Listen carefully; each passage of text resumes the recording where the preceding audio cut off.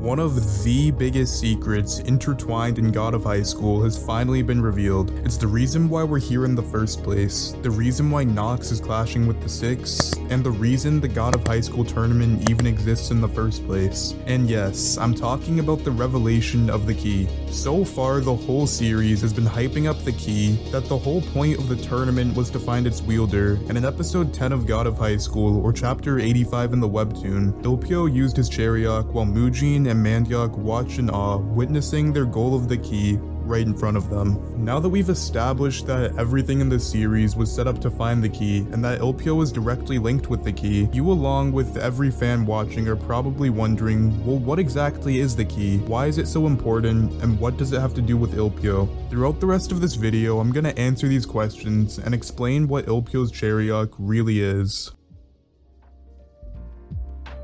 Well, essentially, the key is a fragment of a god's soul that allows the user to break the taboo on humans, allowing them to fight against gods. This is pretty much the SparkNotes version of the key, but to truly understand the key, we have to jump back over 2,000 years before the start of the series to follow the story of the Nine-Tailed Guardian, Kumiho.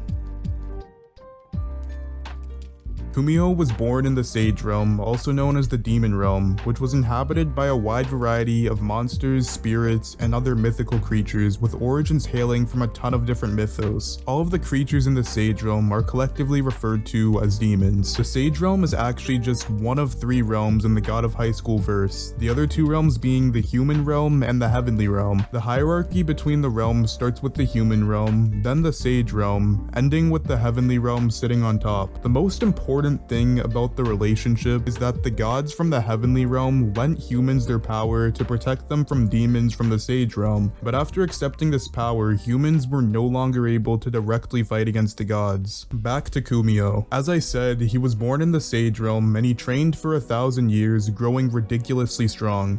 He was even stated to be contemporary of the Monkey King, and overall just a very dangerous opponent. He could manipulate fire at will, and one of his signature techniques was creating foxes out of fire and using them to attack his opponents. After he completed his 1,000-year training and developed monstrous strength, he became a god, and was now allowed to live in the Heavenly Realm. During his time in the Heavenly Realm, his strength was admired so much that he even served in the royal court, and even became the Jade Emperor's bodyguard. Even though he was extremely strong, and was now living in the Heavenly Realm, he was still seen as different from the other gods, who have been deemed gods for their entire life, while Kumiho was still just viewed as an outsider. And unfortunately for Kumiho, he may have been too strong for his own good, at least in the eyes of the other gods. Everything came to a head during the Great War between the Sage Realm and the Heavenly Realm. During the war, Kumiho fought as a proud warrior for the Heavenly Realm, and even had a fight against the leader of the Sage Realm, the Monkey King. And this is where everything went awry for Kumiho. Even though he did everything he was supposed to, the rest of the gods grew even more fearful and were disgusted by him. They couldn't believe that a mere demon that they allowed to be a god had gotten so strong, and to them this power was dangerous. So the gods, including the Jade Emperor that Kumiho faithfully served, betrayed him and tried to get rid of him. But Kumiho wouldn't stand for this betrayal. He went on a rampage, killing dozens of gods and ravaging the land. Unfortunately for Kumiho, he was badly damaged and eventually imprisoned. But before he was locked away, his soul separated from his body and fell down to the human realm due to his injuries. His soul, also known as the Key, wandered around the earth for hundreds of years looking for a worthy inhabitant, until it finally found one. It was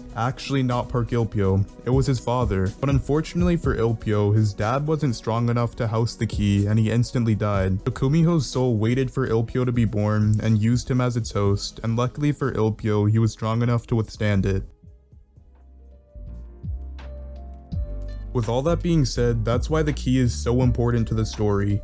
Nox and the Six both desperately need it so they can push to the next level and challenge the gods. Because at their current state, no matter how strong they can get, they won't be able to challenge gods, since at the end of the day, they're still just humans. So what does this mean for Ilpyo, and what exactly are his powers? Ilpyo is destined to lift the taboo placed on humans and fight the gods. And in a weird way, Ilpyo technically kind of doesn't have a charyeok. Even though Ilpyo has access to most of the Nine-Tailed Guardian's powers, he's not being lent them like most charyeok users are, since Kumiho's soul is inside of him. Another interesting thing about this soul is that at certain times it can actually fully possess Ilpyo, using him as a mere vessel. And that's everything you need to know about the key and Ilpyo's power. If you have any questions or suggestions for future videos, don't be afraid to leave them in the comments below. And if you want to stay up to date with all my future content, make sure to like and subscribe.